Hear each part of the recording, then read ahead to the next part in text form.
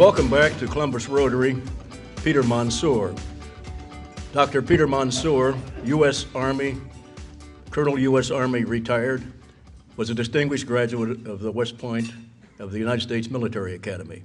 He commanded an armored brigade in Iraq during the dark days of the Iraq War, 03 and 05. He served as General Petraeus' executive officer during the highly successful surge. After 26 years of distinguished service, he retired from the Army, came to Columbus, earned a PhD in military history at The Ohio State University. He's the author of several books which are published in the Bulletin, I believe. He currently sits in the General Raymond E. Mason Chair of Military History at The Ohio State University. Another side of Peter that I didn't know about is he is becoming Buckeyized. He not only attended the spring football game, but if you call Peter on his home phone and get his voicemail, you'll hear a very nice message ending in "Go Bucks." So as a certified Buckeye and a life member of the Buckeye Nation, you can feel free to comment on the quarterback situation as well. Please welcome Peter Mansoor.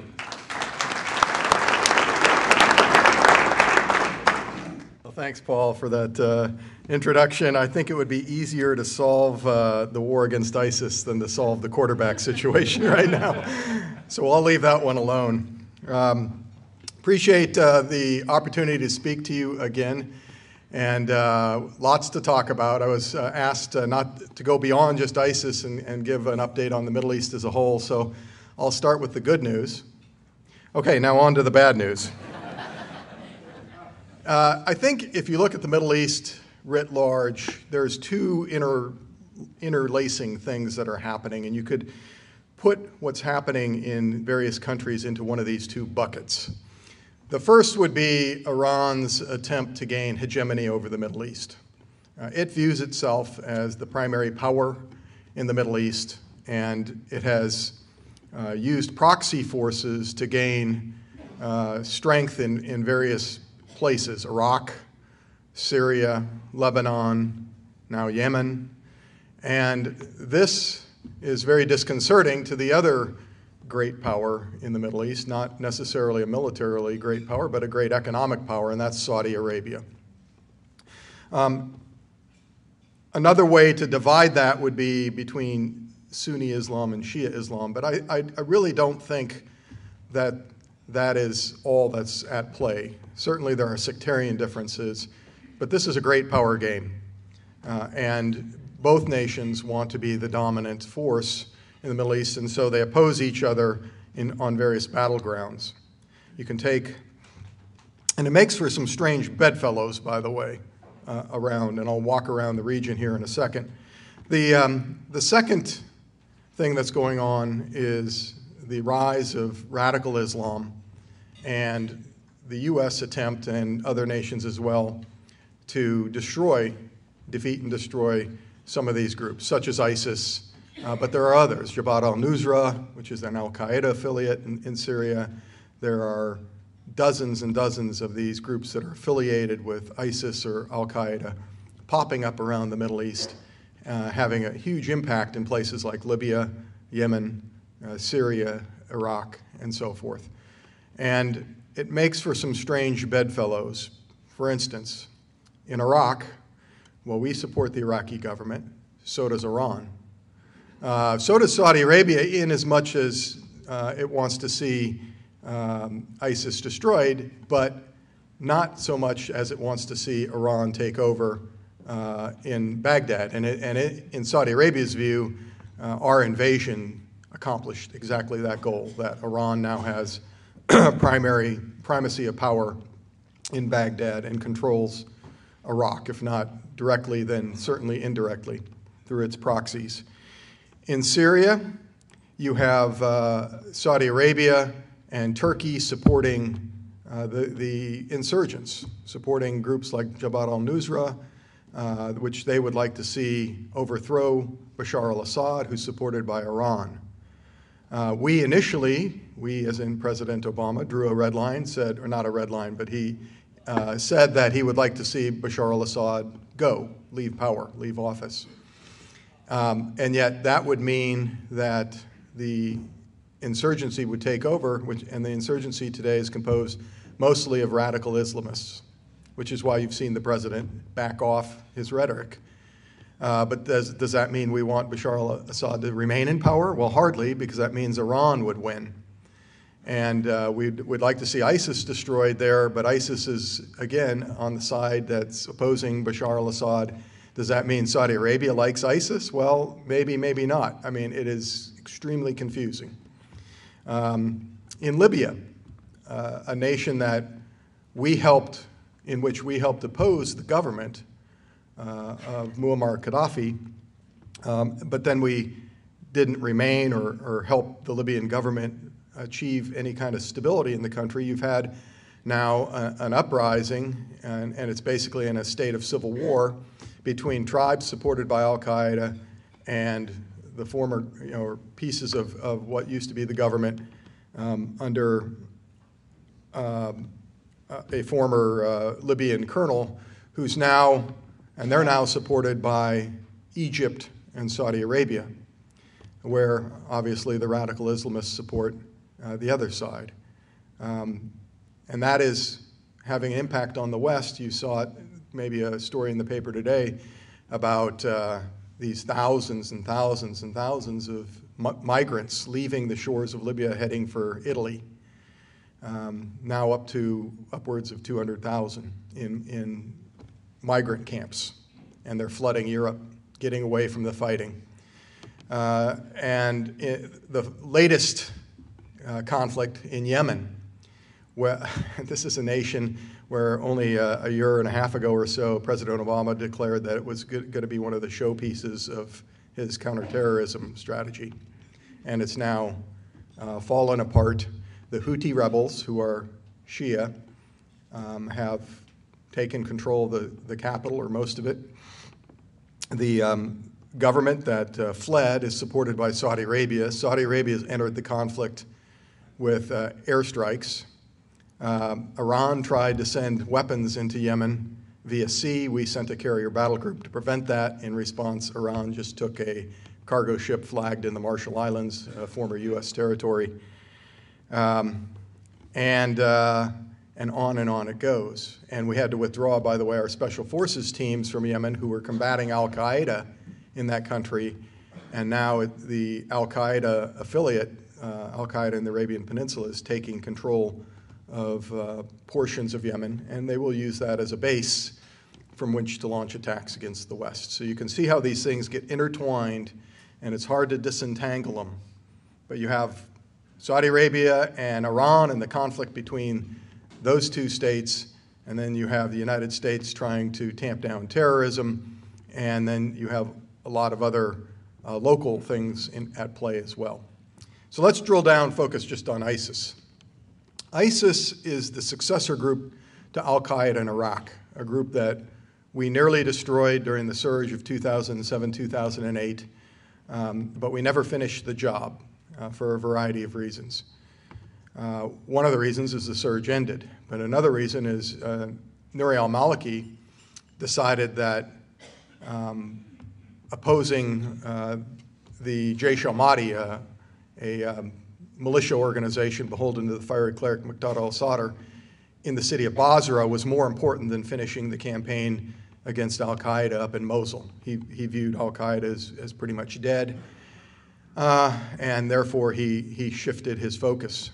That has had its advantages as well, and had Maliki kept the country together, which it seemed in the summer of 2008, he was on the path of creating a multi-sectarian, multi-ethnic government that could be a government for all Iraqis.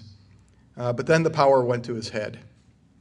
And especially after he lost the election of 2010, he decided to turn on the people, the very people that made it possible for him to defeat, and for us to defeat Al-Qaeda in Iraq in the first place, and that was the Sunni people of Iraq.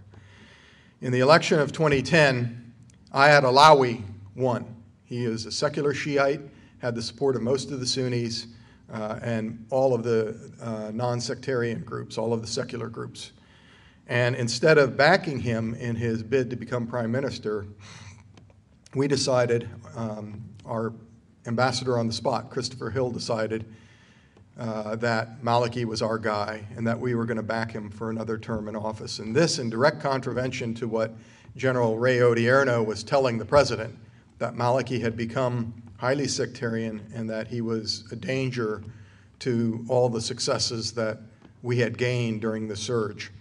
The most recent book and a very excellent work on this period is Emma Skye's The Unraveling, just came out a couple weeks ago. Emma was a British national who was General Odierno's political advisor, and I know her quite well. She's just an excellent person, and I think her account is really telling. Instead of backing the person that had won the election, we backed Maliki, and in fact, the deal that gave him enough votes to become prime minister again was crafted in Tehran. And it was a deal for the office of the Martyr Sadr to throw its votes behind Maliki and in return for some cabinet positions. So what did this do with the Sunnis? We had told them, if you just re-enter the political process, you'll get your fair share of power and resources through the ballot box. They bought into that during the surge and after. And in 2010, they won the election. And what did they get for it? Nothing. They didn't even get a chance to form a government. And furthermore, when Maliki took office again for another term, he turned on the Sunnis because he viewed them as a political threat, and he jailed their politicians, attacked their protest camps, their peaceful protest camps, by the way. And he jailed hundreds, if not thousands, of Sunni young men, many of them subjected to torture and interrogation, kept without trial or charges. In other words, he was becoming a Shia Saddam Hussein. And the Sunnis said, well, you know, we did everything that you asked of us, and this is what we got in return. We would rather just go back into armed opposition to this government. And at that point, you could see the security situation spiraling back downhill. That's why beginning in 2011, you can see things turning for the worse. Meanwhile, al-Qaeda in Iraq, which had, like I said, been nearly defeated, it went across the border into Syria, where it took advantage of the Syrian civil war to metastasize like a cancer. It gained new adherents, it gained new weapons, it gained new funding. It became the largest opposition group to Bashar al-Assad, and it gained a lot of combat experience. And there it made a deal with the Ba'athist leaders, military leaders of Saddam Hussein's old army who had gone across the border into Syria. And together they decided that they would join forces with the Sunnis on the ground who had now turned against Maliki, and together they would attempt to defeat and destroy his government and regain what they considered to be their rightful place as rulers of Iraq. And that's why when they attacked, first in Fallujah in January of 2014, and then in Mosul in June of 2014, the going was so easy.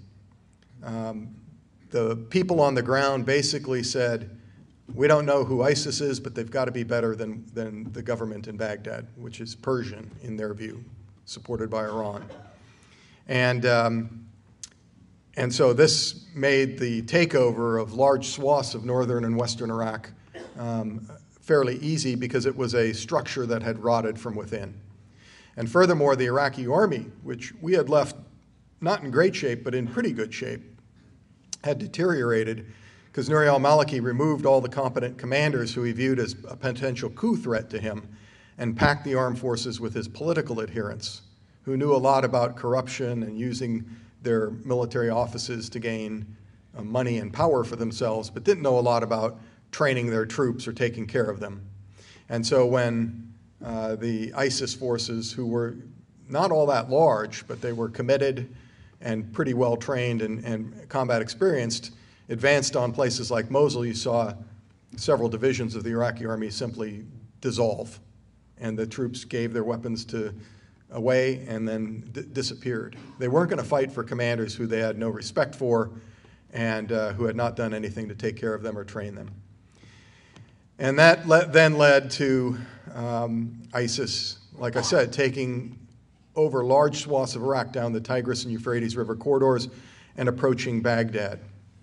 And that really spooked the Iraqi government, and it spooked the clerical establishment in Najaf as well. And Ayatollah Ali al-Sistani used a not often used call for fighters, for basically citizens to join in a jihad against ISIS. And so tens of thousands of these young men rose up, and Iran provided military advisors to form organizations, to form units, and these private militia companies and formations now are what have first stopped ISIS and then are attacking them in places like Tikrit. The Kurdish Peshmerga is another force on the ground that has worked to defeat ISIS up in the north. And so these, just checking the time here, these forces on the ground made it possible to make sure that Baghdad didn't fall. But it led to some long-term problems, especially with these militia organizations. They are now a power within the state that the state has no control over. Upwards of 40,000 perhaps. They're better armed, better trained, and like I said, advised by Iranian advisors from the Revolutionary Guards Corps, the Quds Force. And they now are sort of the shock troops that are opposing ISIS. But the government of Haider al-Abadi, the successor to Nouri al-Maliki, has very little control over these militia organizations. And no state can survive that doesn't have a monopoly on the use of force. And so this is a real issue for the United States and Iraq because we have sent our trainers over to form a new Iraqi army and ramp it up. At some point, someone's got to figure out, the Iraqi government has to figure out how are they going to demobilize these militia organizations that are, in the end, in the near term, are useful for fighting ISIS, but in the long term will chip away at the sovereignty of the government, the ability of the government to control the nation. So ISIS is probably at its zenith. I don't see it taking over more ground, but that doesn't necessarily mean it's going to collapse in on itself either. It has proven more capable of governing than al-Qaeda in Iraq, which was horrible at governing. And I think that's because this union with the former Baathists, or with the Baathists of Saddam Hussein's defeated army, has provided it finally a degree of competence in taking care of territories, governing, developing strategy, and that has really, you have now a combination of a pretty good military brain on one hand and fervor and good fighters on the other, and that has made not necessarily a marriage made in heaven, I would go the other direction, but it has made for a very competent adversary. We continue to plink away with our airstrikes, but all the easy targets have been hit. ISIS has learned how to disperse into urban areas. Very difficult now to find targets to destroy them. And oh, by the way, since the airstrikes began, we've killed maybe 6,000 people, even if they're all fighters. The fact is that the influx of jihadists from outside the Middle East has equaled about the same number. So all we are doing is keeping the strength of ISIS level. In other words, we're mowing the grass. So what is the threat here? I mean, can we just let ISIS have its little territory there in Syria and Iraq and ignore it? And I would point to three things. I don't think that's the case. I think we're going to have to destroy ISIS. I think they are much more lethal than, say, the Libyan opposition, who would probably be happy just with Libya. The first thing is that they will destabilize the Middle East. They don't believe in a caliphate that just covers parts of Syria and Iraq. Their name is the Islamic State of Iraq and al-Sham. Al-Sham is Greater Syria, Levant in English, which is why the government calls them ISIL, the Islamic State of Iraq and the Levant. But that includes not just Iraq and Syria, it also includes Lebanon, Jordan, the Palestinian territories, and Israel. And that's just their initial goal. After that, they want to recreate the Islamic Caliphate of old, wherever it once existed. That would be from South Asia, through the Middle East, through North Africa, and into Spain. They would reverse the Reconquista. And then after that, they would like to spread Islam to the entire planet.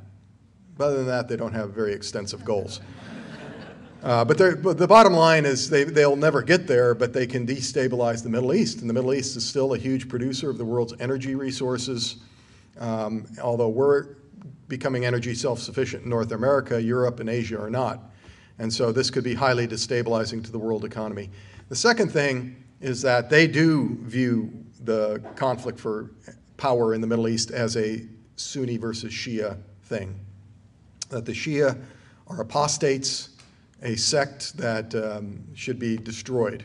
And if you're Shia, you get killed, which is why among the people they kill in these gruesome methods that they use are Shia. Anyone who's Shia gets his head lopped off. And this, because Iran is Shia, this would create, if left unchecked, a religious war in the heart of the Middle East. And if you remember the last really serious religious war the world had, this 30 Years' War in Central Europe, it killed off a third of the population of Central Europe. And if you overlay those kind of casualties on the number of people in the Middle East, you get obviously a very gruesome scenario, millions of deaths and tens of millions of refugees. You're already starting to see a humanitarian crisis there of very significant proportions. And the migrants heading over to Italy are just the tip of the iceberg. Finally, I would say that ISIS will attack the United States. They haven't so far because they're a little bit tied up with surviving. But if left unchecked, they have Western passport holders in their ranks. They also recruit on the internet. We had a Columbus citizen of Somali origin who went over and tried to join ISIS. His brother did and got killed off. We had two people affiliated with ISIS ideology try to attack a meeting in Garland, Texas yesterday. You probably saw that on the news. And you see these bits and pieces here and there around the United States and in Canada as well, and certainly with the Charlie Hebdo attacks in Europe. And again, this will just snowball, and there will be more and more of these kind of attacks if we allow ISIS and its ideology to go unchecked. So I think we don't have any choice but to not just defeat ISIS, but to destroy it. And this is going to require a strategy that's more robust than the one we have in place. What we have now are 3,000 trainers, and we have an air campaign. The air campaign, like I said, is just mowing the grass. The trainers it's a slow way of trying to ramp up the capabilities of the Iraqi army, but I don't think that's going to be enough. I think in the end, we're going to have our combat advisors accompany formations like the Kurdish Peshmerga and the Iraqi army into combat in order to call in airstrikes on the ground for them and advise them on combat operations. I think we need to help the Iraqis rekindle the awakening, the tribal rebellion that did so much to defeat al-Qaeda in Iraq. This isn't going to happen unless the Sunnis have a new political bargain. Share of the oil revenue, provincial autonomy, and their own police forces so that they can govern themselves within the framework of a larger Iraq. And this is where it gets really tough, because to make that kind of bargain, the Iraqi government is going to have to tell Iran no. It's going to have to basically go against the wishes of Iran. And Iran, like I said, has its tentacles deep into Iraqi politics. But absent that kind of political bargain, I'm not sure the Sunnis are going to buy into a fight against ISIS. And so this is a real tough situation, but it's going to require sustained and continuous engagement by the administration. Unfortunately, it's an engagement we haven't seen yet from this administration, where the president gets personally involved. And President Obama has basically turned the Iraq file over to the vice president, Joe Biden. And I don't think that's going to get it done. And then finally, what we need is a hybrid campaign to destroy ISIS. A hybrid campaign being conventional and irregular forces fighting together for a common cause. The conventional ground forces would be the Iraqi army, the Kurdish Peshmerga, and the irregulars would be the Sunni tribal auxiliaries that can be created under the right circumstances, and any sort of free Syrian moderate forces if we can find these mythical moderates that supposedly exist in Syria, and I'm not sure there are many left. And then what we bring to the table is the ability to arm and train these organizations, a very robust air presence, and like I said, combat advisors. And I think working together and within a multinational coalition, we can destroy ISIS. And it may not be a quick campaign, but it's one that has to be fought. Okay, I think we have about 10 minutes left. Be happy to answer any questions. I'm sure there are probably many. So fire away, so to speak. It strikes me that something like ISIS is going to need, destroying it is going to need more than just killing everybody, because it's a school of thought, it's a mentality, it's an approach to the world, and that kind of thing is very hard to get rid of. How do you suggest we achieve that? Yeah, that's a great point. The question is ISIS is an ideology, and how do we combat the ideology? Well, really, we can't combat the ideology. It has to be the people on the ground. It has to be fought within Islam. And we have to work with Islamic nations to counter that ideology within the mosques and within the public sphere of the Arab Islamic world. I've read somewhere that ISIS puts out something like 80,000 tweets a day. Well, that needs to be countered by 80,000 tweets on the other side. And it can't be American tweets. It's got to be tweets from within the region. And this is going to be a very long-term struggle. You can't just snap your fingers and make an ideology go away. And so the Islamic world has to find a better way forward. It's got to be, A, shown that this way leads to death, and no other future other than that, and that there is a better way where the Islamic Muslim people can be taken care of, and they can find a better path forward for themselves and their families, and that has got to be a nonviolent path. We haven't, unfortunately, seen their Gandhi or their Mandela step up to the plate yet, but I'm hoping, beyond hope, that they'll find one. Yeah, follow up? In some ways, their approach to religion rewards them to die. Isn't that how we got the people to run into the World Trade Center? Right. We have to remember, before we paint all of Islam as a very violent religion, that the people that do this are a very minute minority. I mean, less than 1/10% who adhere to these sort of Messianic beliefs. Christianity went through this phase as well. And Islam is a religion that's 700 years newer than Christianity. And so if you back up 700 years in the Christian religion, that's the beginning of the wars of religion, which eventually led to the 30 Years' War, and then eventually to the Treaty of Westphalia, where state and religion separated. Islam has not yet been through this phase. Hopefully it won't take 700 years to get it there. I think the speed of modern communications might accelerate the process, but I think that's what's happening now. In the very back, you were first. Yeah. Any mention of Jordan? I haven't heard the word. Does Jordan have a role in all this? Yeah, Jordan, of course, they had their pilot captured and killed in the most gruesome manner. The king has signed up to the campaign to destroy ISIS. We do have U.S. troops in Jordan as trainers, and Jordan could provide a staging area for this hybrid campaign against ISIS that I referred to. It would be really valuable if the Jordanian army would provide advisors to integrate with the Arab tribes that step up to fight ISIS.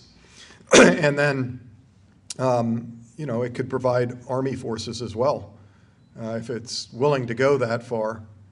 And I think, that should be something we should work towards. But we're not ready until the Iraqi army has significantly bolstered. I'm not sure that we're ready for a massive ground offensive against ISIS just yet. So we're going to still peck away at the periphery, the current battle being in Al-Anbar province in Ramadi. Over there. I presume you were talking about the Crusades 700 years ago, but weren't they? Wars of religion in Europe followed the Renaissance. Before the Crusades were in opposition to a prior expansion, as I understand it. I'm not a crusade expert. There were a lot of reasons for them. William McNeill would say that we were just exporting surplus male population to the Middle East to get them out of the way. Certainly there were people that went on the Crusades for loot. There was a religious aspect where they wanted to reconquer Jerusalem, the seed of Christ, and bring that back into the Western world. Those were around about 400 years before the period I'm talking about. The period I'm talking about centers around the Reformation and the battles within Christendom, which eventually became Protestant versus Catholic. You mentioned the new book, The Unraveling. Does the author conclude there was any one particular nation that is responsible for the unraveling? Primarily it's Nouri al-Maliki who's responsible for the unraveling, but aided and abetted by some really bad policy decisions by the Obama administration, primarily in supporting him when we knew that he was going down a very sectarian path and that his continuance in office would fracture the coalition we had created during the surge with the Sunnis to fight al-Qaeda. That's it, yeah. What effects do the Russian and Chinese expansionist moves have on the Middle East? Not much. China's not really involved. They buy a lot of oil, but they haven't gotten involved in any other way. Russia does send weapons to Bashar al-Assad, but they have their own problems in Ukraine now. Primarily, they act as a check against any sort of UN resolutions because they have vetoes in the Security Council, and that's really their primary role as a blocking force, if you will. There seems to be a disconnect between your estimate of 1/10 to 1% radical Muslims who follow the origination of Muhammad back to the 6th century, and 1.6 billion Muslims in the world. And the young lady that wrote The Infidel and The Heretic, her recent book, predicts it's 3%. That would make 48 million radical Muslims in the world, including one heck of a lot of imams who are promoting, the Sharia law and killing the infidels. Yeah, 48 million is a big number. It is a big number, and that's quite a bit different than your number, which is very small. I don't see it on the ground, though. ISIS has between 40 and 50,000. Al-Qaeda is much, much less powerful than that. So in terms of people actually willing to take up arms, the number isn't close to what she's saying. Yes? Yeah, Peter, when you talk about the unraveling, didn't it really start back in '03 when we had Richard Bremer there? I think in your earlier speeches, I think you had said... Jerry Bremer, yeah. When we went and outed all of the Shia, or what have you, not Shia, but the Sunnis, that really started the whole... Yeah, I don't want to relitigate the Iraq War, but yes, the decision to invade Iraq in the first place, you can point to that, strategically misguided and led to a terrible outcome. I think we had righted the ship during the surge, and unfortunately we let that opportunity slide and go by the wayside with another bad policy decision. And historians will have a field day with this for generations, but that'll just keep us employed, hopefully. Why is it so easy for people to get weapons and different kind of material in order to fight these wars? It just seems that that never seems to be an issue. Hey, I want to fight a war. I'm anti this, anti that. I can get weapons. The Middle East is awash in weapons. It's it's the NRA's dream. Every household in Iraq has an AK-47 and 2 clips of ammunition. It's just the way it was. They actually had more than that, and then we'd go in and search their homes. We'd take all the excess weapons and leave them with 1 AK-47 and 2 clips of ammunition. We had to reduce it to that level. So yeah, where do they? They come from Russia. They come from the United States. They come from Europe. There's plenty of merchants of death willing to sell weapons to, and a lot of them are sold for legitimate reasons, but then when a state collapses, they fall into the hands of other people. Wow. Yes? Do you think that right now we should have any particular travel concerns around the world? Absolutely. But I'm not the one to tell you where to go and where not to go. Just look at the State Department website. There's portions of the Middle East I would stay away from. But what about Italy? Italy's fine. I'm going to go to Italy next May. So, yeah, no problems with Italy. Yes? Can you comment on where you think this should sit on the list of priorities for our up-and-coming presidential candidates? Because it appears as though that we need to have a new administration that is engaged in not only fighting but destroying ISIS, and that there's a certain level of experience that can come with that? So the question is the next administration or the presidential candidates, where should this be on their priority list? Exactly. Okay. I think it is probably the most pressing foreign policy priority today. And there's a lot of other things going on in the world, but this is the only one that I think could have a substantial and direct impact on our national security. There's a lot of other things that affect our economic well-being, our relationship with China, our relationship with Europe, and so forth. But I don't think the disputes over the Senkaku Islands or the East China Sea are going to flare up into outright violence. As long as we manage our relationship with NATO correctly, I don't think Ukraine will collapse or end up with U.S. forces engaged. But ISIS won't go away unless we make it go away.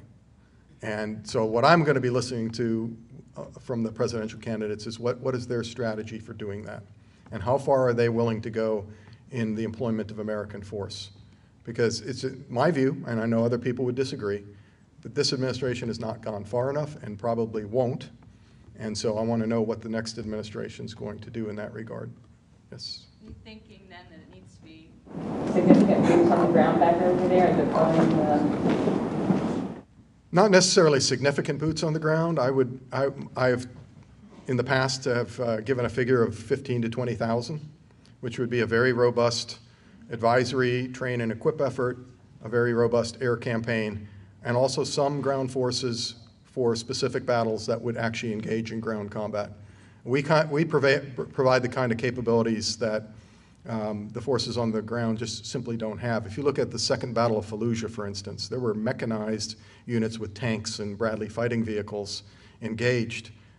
If you're looking at trying to win back Mosul, where are those armored forces? They really don't exist in strength in the Iraqi army. And so that's the kind of knockdown, drag out, heavy lifting capability that we bring to the fight. And the good thing is they don't have to be occupiers, right? We can go in, fight the battle, and let the Iraqis take care of the aftermath. This is the kind of thing that our armed forces are good at. And because it's in our national interest, I don't think we should take those off the table just yet. And I'm sorry, I don't think we have time, right? Or one more question. One more in the very back, then. So can you just give your opinion on, we've been very lucky here not to have major problems from overseas, people coming over and bombing and things like that. Can you speak about how vulnerable our mentality is in this country and what we might do to prepare for or be aware of such things? I think the Americans are much more prepared for an attack like that than they were before 9/11. Because 9/11 occurred, and because we've been fighting now a war against al-Qaeda since then, I think Americans understand that terrorist events are going to occur. Let's just say we have another 9/11 style attack. You could imagine a number of scenarios that I won't go into here. How would Americans deal with it? We'd be shocked. We'd search for scapegoats as to why we weren't able to adequately defend ourselves, and then we get on with our lives. And we would probably be seeking justice and revenge overseas for whatever group did it. So I think the Americans are a little bit more hardened to terrorism than they were in the before 9/11. The outlier there would be if it's a nuclear weapon, right? If a terrorist group ever got a nuclear weapon and took out an American city, that would be, obviously a significant emotional event for all of us. Thank you. Thank you very much.